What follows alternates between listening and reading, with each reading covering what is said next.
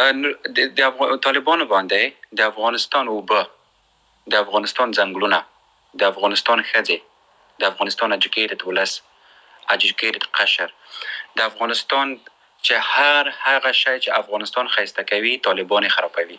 مثلا یو څو ورځې مخکې په وزیرستان کې اور لګېدلی و چې هغه رقم لګېدلی، هر چا سوځولی وي، که یوه میاشت مخکې و I think چې اور لګېدلی و. بله یې زنګ حقانیانو ته وویل چې دغه نورستان کې چې ونې ولاړې دي ولې اور نه پسې اچوي؟ هغه د اور پسې واچولو. د 10 ورځې کینه څوک ورپرېږدي چې ورشي او اور مړ کړي او نه دوی خپله کوي. نو دغه نه به موږ څه تمه ولرو؟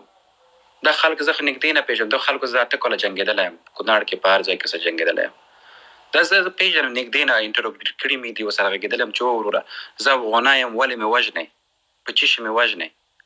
دلته ته ما سره کښېنه، خبرې راسره وکړه، ته افغانی یې، په کومه خبره مې وژنئ؟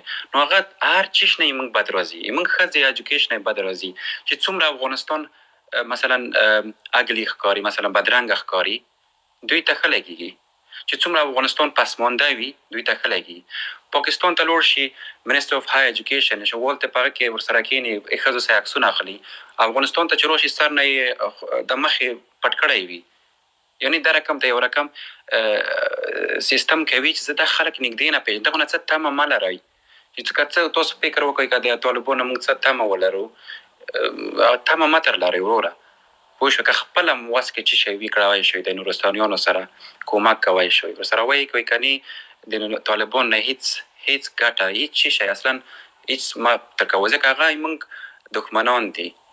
حمید ګل وایي چې حقانیان چې دي دومره پاکستانی ده چې لکه زه چې پاکستانی یم. نن حقاني هلته په افغانستان کې حکومت کوي، نو ته څه شی هغه ته نه کوې؟ تمه تر لرې. ډېره مننه چې ما ته مو وخت راکړو.